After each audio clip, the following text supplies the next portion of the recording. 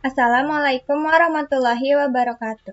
Halo teman-teman, kembali lagi bersama saya Nadia Sipa dari kelas 11 TKJ 2, asal sekolah SMK Negeri 2 Purwakarta.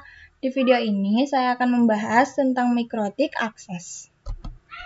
Di video ini yang akan saya bahas, yang pertama metode akses router OS, selanjutnya akses router board menggunakan Winbox, lalu menu hostname IP address pada Winbox, yang keempat pengenalan tampilan mikrotik pada Winbox, yang kelima akses router virtual PNet Lab dengan Winbox, selanjutnya Wi-Fi, terus QuickSet, lalu Telnet dan SSH, dan yang terakhir saya akan membahas konsep serial console. Yang pertama di sini ada metode akses router OS.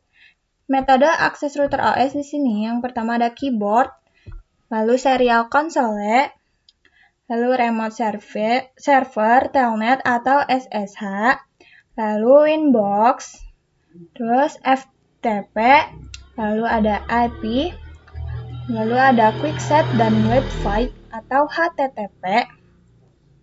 Selanjutnya ada MAC Telnet, lalu ada lokal, Winbox, terminal menu, dan yang terakhir mikrotik app. Yang materi kedua di sini ada akses router board menggunakan Winbox. Jadi cara paling mudah dalam mengakses dan mengkonfigurasikan router mikrotik adalah menggunakan Winbox atau Real Device. Untuk aplikasi Winbox available on Windows terkait macOS dan Linux bisa menggunakan pihak ketiga.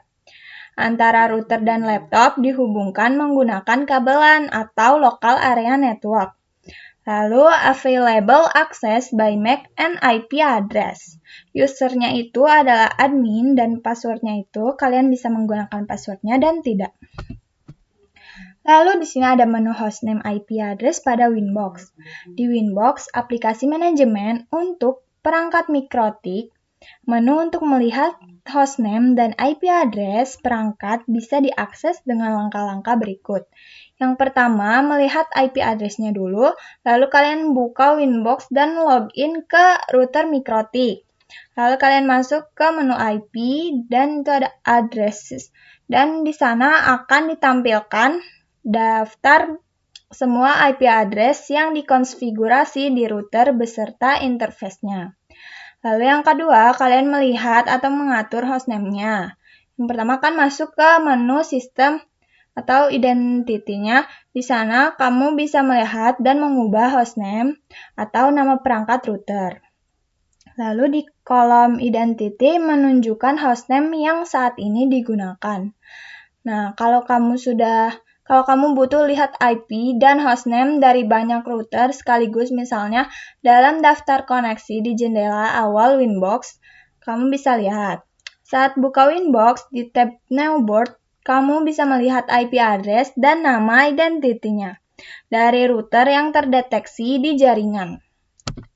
Lalu di sini ada pengenalan tampilan mikrotik pada Winbox. Akses router board with Winbox, pengenalan hostname dan IP address. Lalu uji coba yang pertama login Winbox with MAC address. Yang kedua login Winbox with IP address. Di sini ada akses router virtual PNet Lab dengan Winbox. Jadi, PNet Lab atau lab alat emulator jaringan paket, persiapkan environment PNet Lab yang sudah tersedia perangkat virtual mikrotik. Selanjutnya, persiapkan aplikasi Winbox-nya dan lakukan koneksi antara ISP dengan router. Dan yang terakhir, kalian konekkan virtual mikrotik using Winbox. Nah, di sini ada Wi-Fi. Wi-Fi diperkenalkan sejak router OS versi 5.0 dengan fungsi yang sama dengan Winbox. Lalu support IPv4 dan IPv6. Nah, lalu di sini support HTTP dan HTTPS. Nah, sebagai alternatif Winbox dan untuk akses router board via Wi-Fi bisa dengan mengetikkan IP router pada browser HTTP IP router. Di sini ada QuickSet. Pertama konfigurasi cepat, yang kedua settingan dasar router dalam satu tampilan, dan yang ketiga dapat diakses melalui Winbox atau Wi-Fi. Dan di sini ada Telnet dan SSH. Based on Terminal Command Line Interface, akses router via text atau CLI dapat dilakukan melalui SSH, Telnet, konsole, Neo Terminal atau Winbox, dan terminal atau website digunakan untuk merunning script atau ketika akan mengakses router dengan keterbatasan bandwidth. Untuk mengakses router via remote, SSH atau Telnet, maka bisa menggunakan aplikasi remote client seperti PATI, WinSCP, dan sebagainya. Konsep serial console. Serial console digunakan apabila kita lupa atau salah dan telah mendisable semua interface pada mikrotik. Serial console dibutuhkan saat kita menggunakan atau menginstal.